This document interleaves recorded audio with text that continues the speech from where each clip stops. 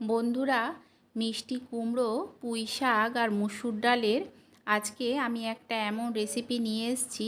একদম অন্য রকমের আর ভিন্ন স্বাদের এই রেসিপিটা শুধু ভাত দিয়ে খেতে ভালো লাগে না, রুটি দিয়েও খেতে কিন্তু ভীষণ ভালো লাগে। এই রেসিপিটা একবার বানিয়ে খেয়ে দেখবেন, আপনাদেরও এই রেসিপিটা ভীষণ ভালো লাগবে। তাহলে চলুন দেরি না করে দেখে নেওয়া যাক যে আজকের মিষ্টি কুমড়ো, পুঁই শাক আর এই মুসুর ডালের রেসিপিটা আমি কিভাবে বানাই। আর আপনাদের পুরো ভিডিওতেই সঙ্গে থাকার অনুরোধ রইল। আজকের এই রেসিপিটা বানানোর জন্য আমার দরকার একটা পেঁয়াজের। এখানে দেখুন আমি একটাই পেঁয়াজ নিয়েছি।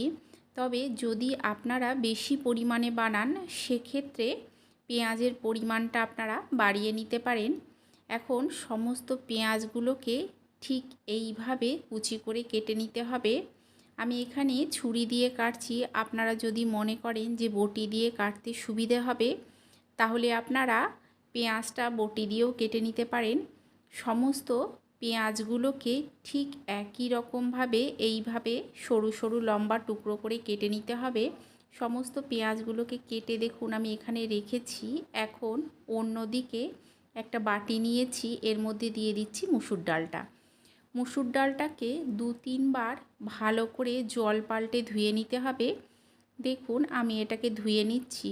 2-3 বার জল পাল্টে ধুয়ে নিয়ে কিছুটা জল দিয়ে এটাকে আমি সাইডে রেখে দেব। এটা থাক ততক্ষণ। অন্যদিকে আমি একটা কড়াই বসিয়ে দিয়েছি, এতে দিয়ে দিচ্ছি কিছুটা সর্ষের তেল। তেলটা গরম হয়ে গেলে ফোড়নে দিচ্ছি গোটা জিরে আর দিয়ে দিচ্ছি 2টো শুকনো লঙ্কা, যেটাকে আমি ভেঙে নিয়েছি। ফোড়নটাকে কয়েক সেকেন্ড ভেজে নিয়ে দিয়ে দিচ্ছি দেখুন পেঁয়াজটা। এই রেসিপিটা পুরোটা আপনারা স্কিপ না করে দেখবেন যে আমি যেই পদ্ধতিতে বানাচ্ছি এইভাবে যদি আপনারা বানিয়ে খান এটা খেতে কতটা সুন্দর হয়। আর সব শেষে এর মধ্যে আমি যেই জিনিসটা দেব তাতে কিন্তু এর স্বাদ অনেকটাই বাড়িয়ে দেবে। পেঁয়াজটাকেই কিছুক্ষণ ভেজে নিয়ে হালকা লাল করে দিয়ে দিলাম কুমড়ো আর দিয়ে দিলাম লবণ আর হলুদ। লবণ আর হলুদ দিয়ে পেঁয়াজের সঙ্গে কুমড়োটাকে মিশিয়ে অল্প কিছুক্ষণ ভেজে নিতে হবে। খুব কড়া কিংবা লাল করে ভাজার প্রয়োজন নেই।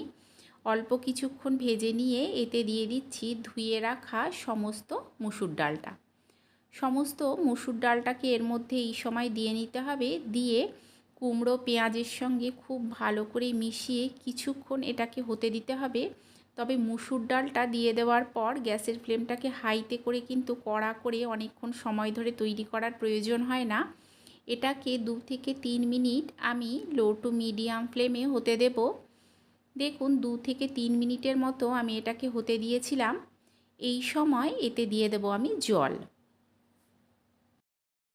মুসুর ডালটা যাতে ভালো করে সেদ্ধ হয়ে যায় ততটুকুই জল দিতে হবে, খুব বেশি কিন্তু জল দেওয়ার প্রয়োজন নেই। দেখুন জলটা দিয়ে আমি খুব ভালো করে মিশিয়ে নিলাম। মিশিয়ে নিয়ে এখন এর মধ্যে দিয়ে দেব আমি স্বাদ অনুযায়ী লবণ আর দিয়ে দিচ্ছি এখানে 3টে চিড়ে নেওয়া কাঁচা লঙ্কা। ঢাকা দিয়ে এটাকে আমি হতে দেব। কিছুক্ষণ পর আমি ঢাকাটা তুলে নিচ্ছি। দেখুন মুসুর ডালটা কিন্তু পুরোটা সেদ্ধ হয়নি, প্রায় 60 থেকে 70% সেদ্ধ হয়েছে। এই সময় এখানে দিয়ে দিতে হবে সমস্ত পুঁই শাকগুলো। পুঁই শাক কিন্তু সেদ্ধ হতে একেবারেই সময় লাগে না। পুঁই শাকটা দিয়ে ভালো করে মিশিয়ে নিয়ে ঢাকা দিয়ে আরও কিছুক্ষণ হতে দেব। আপনারা এতদূর ভিডিওটা দেখে থাকলে একটা লাইক করে দেবেন, কমেন্ট করে জানাবেন যে কেমন লাগলো। আর নিজের চেনা পরিচিত মানুষের মধ্যে অবশ্যই শেয়ার করে দিয়ে তাদেরও দেখার সুযোগ করে দেবেন। আর চ্যানেলটাকে সাবস্ক্রাইব করে দিয়ে পাশে থাকা বেল আইকনটা প্রেস করে দেবেন। এতে যখন কোনো নতুন ভিডিও দেব সবার আগে আপনার কাছে পৌঁছে যাবে। কিছুক্ষণ পর আমি ঢাকাটা তুলে নিলাম। দেখুন পুঁই শাকটা পুরো সেদ্ধ হয়ে গেছে। এটাকে সাইডে রেখে দিয়ে এখন অন্যদিকে আমি একটা তড়কার প্যান বসিয়ে দিয়েছি। এতে দিয়ে দিলাম কিছুটা সর্ষের তেল। তেলটা গরম হয়ে গেলে কয়েক কোয়া রসুন আমি থেতো করে নিয়েছিলাম সেটা এর মধ্যে দিয়ে দিলাম। রসুনটাকে লাল করে ভালো করে ভেজে নিতে হবে। এইভাবে অবশ্যই দেবেন, খেতে অনেকটাই বেশি ভালো লাগে। দেখুন রসুনটাকে আমি লাল করে ভেজে নিয়েছি। এখন এতে দিয়ে দিচ্ছি অল্প কিছুটা লঙ্কার গুঁড়ো। লঙ্কার গুঁড়োটা দিয়ে আমি গ্যাসটা বন্ধ করে দিয়েছি, নইলে কিন্তু এটা পুড়ে যাবে। এখন অন্যদিকে আমি ডালটা দেখে নিচ্ছি, এর মধ্যে দিয়ে দিচ্ছি সমস্ত এই তড়কাটা। অল্প একটু জল দিয়ে দিলাম এর মধ্যে, খুব ভালো করে মিশিয়ে এটাকে আর অল্প কিছুক্ষণ ফুটিয়ে নেব। অল্প কিছুক্ষণ ফুটিয়ে নিলেই তৈরি হয়ে যাবে এই রেসিপি। দেখুন তৈরি হয়ে গেছে। আপনারা অবশ্যই একবার এইভাবে বানিয়ে খাবেন, আশা করছি আপনাদেরও ভালো লাগবে।